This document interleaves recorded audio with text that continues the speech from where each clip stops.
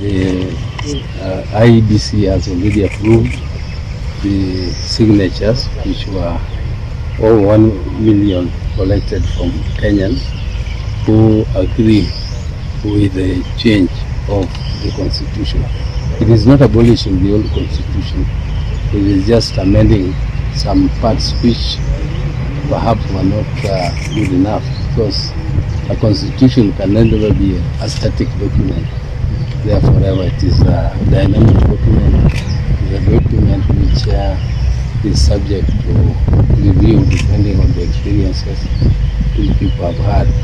We have had this new constitution since 2010, and it is now more than 10 years.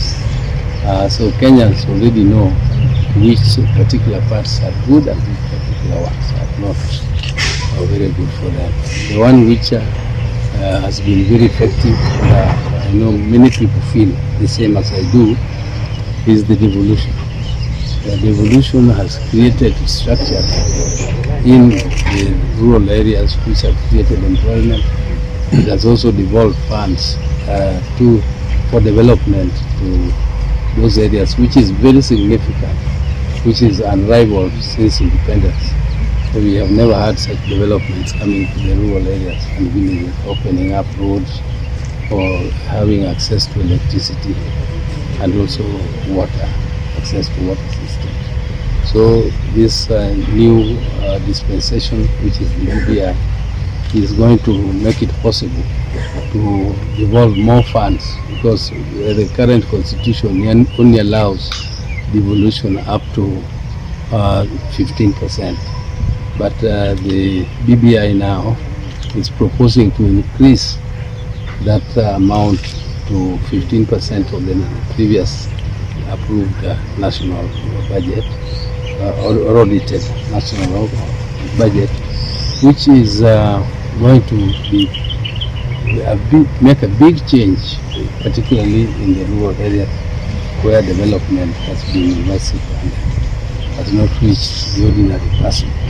It is also going to create employment in the rural areas, and is going to make it possible for people who have been feeling very strongly that development has not been skewed to their areas. This time round, it will make it possible for them to feel that at least the taxes they pay, because Kenyans are heavily taxed. Kenyans are among the most heavily taxed people in the world, and if you don't see the effect of those, the taxes you pay on your life, you cannot appreciate government. Or you might think and believe, and sometimes it is true, that some leaders use their positions to divert development to the small areas where they come from. And this is the belief which makes Kenyans fight very, very hard to be on the top, because they want to be there so that they can divert resources to help their people. But with the devolution, which makes it now mandatory that 35% of the national budget, and I hope it will gradually be increased to even 50%, goes directly to the regions. It might not be very necessary to fight hard to be on the top there, because you know at least the taxes you pay will reach you. So the winner will win and the loser will lose, but they will shake hands and not fight each other. So these are just to cite a few, but I think the handshake also, I think it's of interest. You people misunderstand handshake, and they think that handshake was meant to catapult all through usher Raila into the presidency. But this is not true. This is not true. The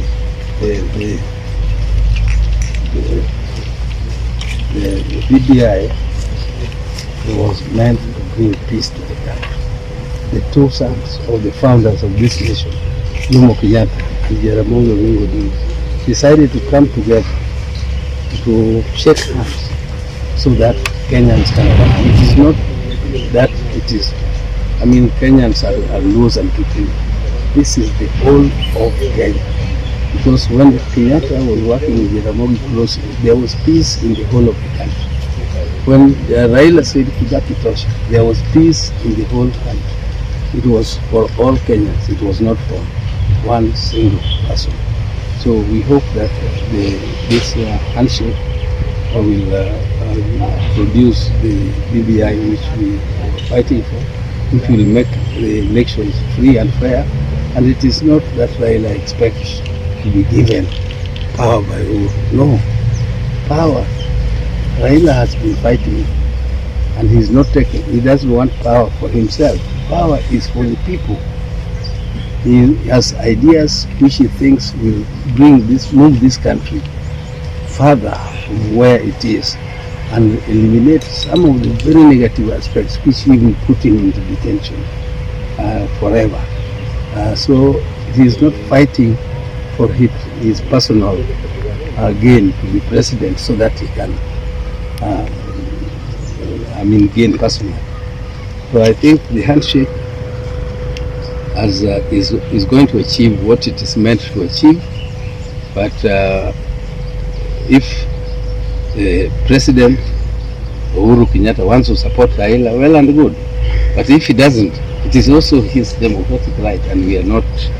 I think that is not what handshake was all about. He is free to support or not support. That is what I can say about this. Yes.